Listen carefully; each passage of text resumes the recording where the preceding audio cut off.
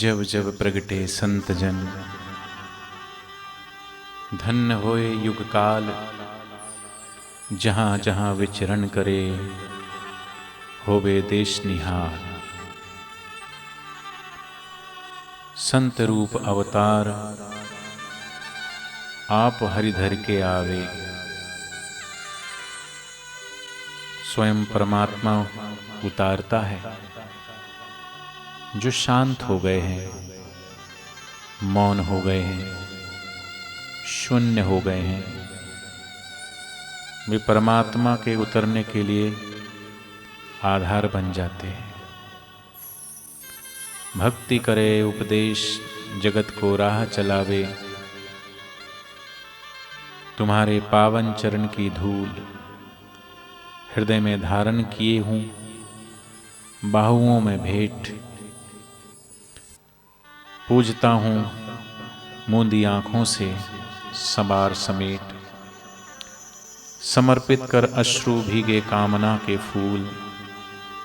खुली आँखों में थिरकती पुतलियों के संग, कभी स्मृतियों में सजती है निराले रंग। है कसकती कभी आँखों के हिंडोले झूल। क्या किसी दिन फिर से न मेरे इस हाजिर के द्वार, फिरेगा मेरा प्रवासी, सजेगा अभिसार। क्या ना यह मेरी किसी दिन क्षम्य होगी भूल, तुम्हारे पावन चरण की धूल। सतगुरु कहते हैं जरूर क्षमा हो जाता है। भक्ति का यही भरोसा है, अक्षम्य कुछ भी नहीं है। सिर्फ जिसके लिए चरणों की धूल लेने के लिए क्षमता चाहिए।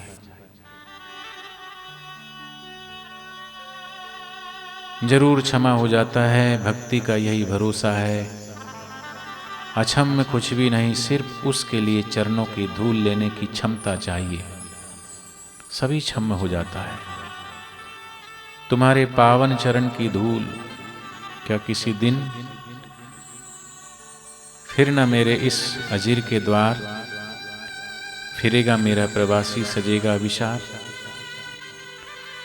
क्या ना यह मेरी किसी दिन क्षम्य होगी भूल, तुम्हारे पावन चरण की धूल जरूर होगी। निश्चिंत होगी, होती है, होती रही है। यही नियम है, यही शाश्वत नियम है। जो उसके चरणों में झुक जाता है, मगर यहाँ कहाँ उसके चरण खोजो। आज तो आंखें अंधी है, हाथ जड़ है, संवेदना शून्य है। कहाँ उसके चरण खोजो। इसलिए सद्गुरु को खोजो। परमात्मा को जो खोजता है वह व्यर्थ खोजता है। जो सद्गुरु को खोजता है वह चकित हो जाता है। सद्गुरु को खोजकर सद्गुरु तो नहीं मिलता, परमात्मा मिलता है। और परमात्मा को जो खोजता है उसे परमात्मा तो मिलता ही नहीं, सद्गुरु भी नहीं मिलता है। सद्गुरु का इतना ही अर्थ है, जो अभी देह में प्रकट हो रहा है वह परमात्मा। जो अभी रूप में खड़ा, आकार में खड़ा, वह परमात्मा।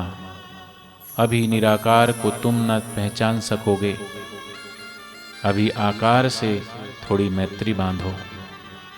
तुम्हारे पावन चरण की धूल, अभी किसी सद्गुरु के चरणों की धूल बन जाओ, सब क्षम्य हो जाएगा। भक्त करे उपदेश, जगत को राह चलावे। और धरे अवतार रहे त्रिगुण संयुक्ता। बड़ा प्यारा वचन है, पलटू कह रहे हैं। ऐसे तो सभी परमात्मा के अवतार हैं, क्योंकि आए हम वहीं से, उतरे हम वहीं से। हम सब उसके अवतरण हैं। और धरे अवतार रहे त्रिगुण संयुक्ता, सभी उसके अवतार हैं। तो फिर सद्गुरु में और सब में अंतर क्या है? जरा सा अंतर है, बाकी तो अवतार है। वे त्रिगुण से संयुक्त है, बंधे हुए हैं। वे त्रिगुण की रस्सी में बंधे हुए हैं, तमस, रजस और सत्व। इन 3 गुणों में पकड़े हुए हैं, जकड़े हुए हैं। इन 3 की रस्सी में बंधे हुए हैं। गुण का एक अर्थ है, रस्सी भी होता है। त्रिगुण का अर्थ होता है जैसे रस्सी 3 धागों से बुनकर के बनाई जाती है, वैसे ही 3 धागों से बना हुआ हमारा जीवन है। संत रूप जब धरे हरि त्रिगुण से मुक्ता, इतना ही फर्क है। तुम रस्सी से बंधे हो, सदगुरु रस्सी से मुक्त हैं। तुम बंधे हुए हो, सदगुरु संत मुक्त है। ईश्वर तो तुम भी हो, ईश्वर संत भी है। तुम सोए हुए हो, सदगुरु जागे हुए हैं। तुम्हारे हाथों में जंजीर है, उनके हाथ मुक्त है। तुमने अपने चारों तरफ एक कारागृह बना लिया है, माया का, मोह का, ममता का, लोभ का, काम का, क्रोध का, और उसने सारी दीवारें गिरा दी है। खुले आकाश के नीचे आ गया है। पलटू हरि नारद सेती बहुत कहा समझाए। पलटू कहते हैं कि भगवान ने नारद तक को समझाकर यह बात कही, क्योंकि नारद तक को समझ में नहीं आती। नारद भी भगवान का गुणगान गाते हैं, लोगों का नहीं, नर का नहीं, नारायण का। चले अपनी बजाने लगे वीणा, चले आकाश की तरफ। पलटू कहते हैं कि मैं तुमसे कहता हूँ कि नारद को भी भगवान ने बहुत समझा कर कहा कि तुम नाहक में परेशान हो रहे हो, यहाँ आने की जरूरत नहीं। इतनी दूर की यात्रा वही मौजूद है, मैं सब में मौजूद हूँ। नारद तक को समझ में नहीं आती यह बात, तो अगर साधारण जनों को ना आती होगी तो कुछ आश्चर्य नहीं। इसलिए सदगुरु कहते हैं, सब घट मेरा साइया, खाली घट ना कोय। बलिहारी वा घट की, जा घट प्रगट होए। इसलिए संत के रूप में ही भगवान इस धरती पर, धरातल पर आते हैं। इसलिए हम उन्हें पहचानें, उनकी महिमा को जानें, उनके चरणों में रह करके चरणामृत अर्थात शिष्य जब गुरु के चरणों में निवे होकर के, अर्थात निरअहंकार भाव में आकर के जब सदगुरु के वचन अमृत को पीता है, तो वो भी शून्य होने लगता है, शांत होने लगता है। और 3 गुणों से पार, सत्व, रज और तम तीनों से पार जाने लगता है। जहाँ सदगुरु विराजमान है, शिष्य की यात्रा भी ऐसे सदगुरु की ओर होने लगती है।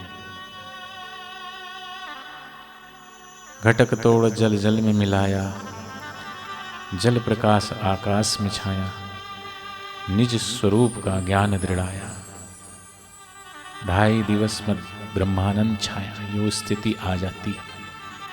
आइए हम भी अपने गुरु के चरणों में नतमस्तक होकर के उनके वचनों को पिएं और अपने जीवन को धन्य करें, सफल करें, मनुष्य जीवन को सार्थक करें। हरि ओम तत्सत।